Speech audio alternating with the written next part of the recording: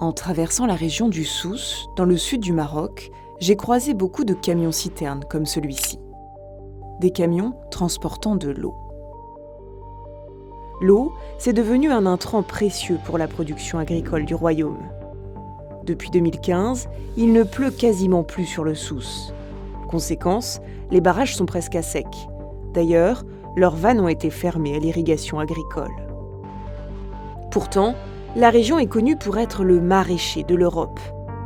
Sous ses 20 000 hectares de serre, pousse toute l'année un légume très rentable et massivement exporté vers l'Union européenne, la tomate. Problème, elle est très gourmande en eau. Parmi les 4 légumes cultivés au Maroc qui exportent le plus d'eau virtuelle, c'est-à-dire l'eau utilisée pour produire des biens exportables, la tomate arrive en 2e position.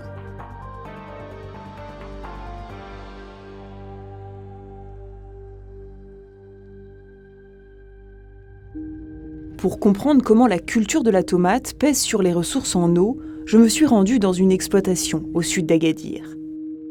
Ici, rares sont ceux qui osent parler. Peu de producteurs ont accepté de me recevoir. Aucun des 2 géants du secteur, ni le franco-marocain Azoura, ni le français Grand Frais. Sur place, nos caméras ont rapidement été suivies par des agents des autorités locales.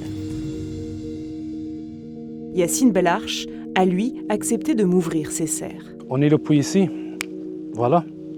Et vous creusez à combien de mètres ? Ici 120. La situation de la ferme, c'est près de mer. On est à l'eau à 100, 120, 140 presque.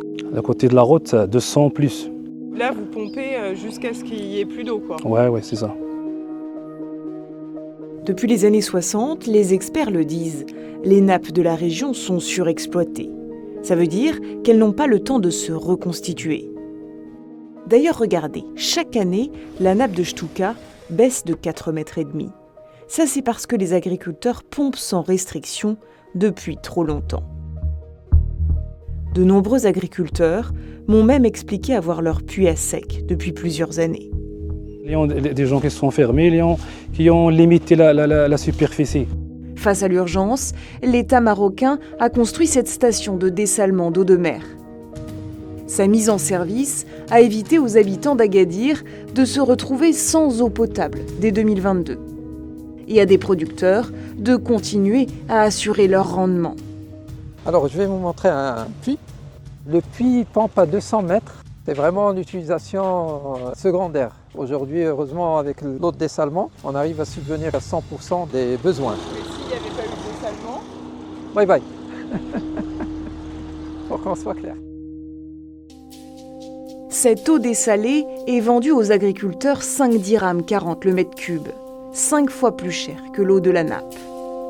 Une nouvelle donne qui oblige les agriculteurs à abandonner les cultures pas assez rentables et privilégier des productions comme les fruits rouges ou encore la tomate cerise, vendue 15 fois plus cher que la tomate ronde. L'eau dessalée, c'est pour la tomate à des rendements au-delà de 150 à 200 tonnes hectares dans des conditions très précises pour des fermes proches des stations de dessalement.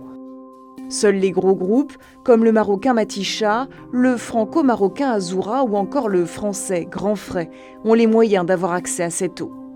Certains petits agriculteurs se sont même mis à leur louer leurs parcelles, solution plus rentable que de les cultiver eux-mêmes. Ce sont aussi les gros producteurs qui peuvent financer des forages toujours plus profonds. Ils s'en creusent de plus en plus dans la région, plus de 90% illégaux. Alors oui, le dessalement a permis de sauver certaines productions. Mais c'est loin d'être une solution miracle. D'abord, parce que les quantités produites sont encore trop faibles pour les besoins agricoles. Mais aussi parce que, techniquement, seules les exploitations les plus près des côtes peuvent en profiter. Une station de dessalement, elle est limitée à, disons, maximum 50 km, parce qu'après, ça y est, on commence à monter, le coût devient beaucoup plus élevé. L'avenir, ce sera un transfert vers la côte, plus qu'à l'intérieur du royaume. Ces dernières années, des producteurs de tomates se sont installés dans le Sahara occidental, allant puiser dans les nappes profondes, à plus de 600 mètres. Laissant les ouvriers agricoles du Souss face à un avenir incertain. L'agriculture au Maroc, c'est 40% de la population. Et il faut vraiment les maintenir dans leur activité actuelle. On n'a pas d'industrie très développée.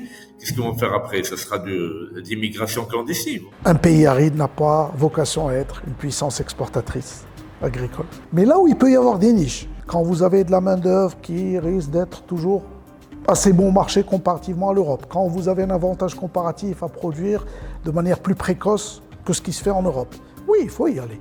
Mais mettre au premier plan l'impact sur les ressources, notamment hydriques. On ne peut pas assécher une région entièrement au prétexte qu'on a besoin de devises et qu'on doit exporter.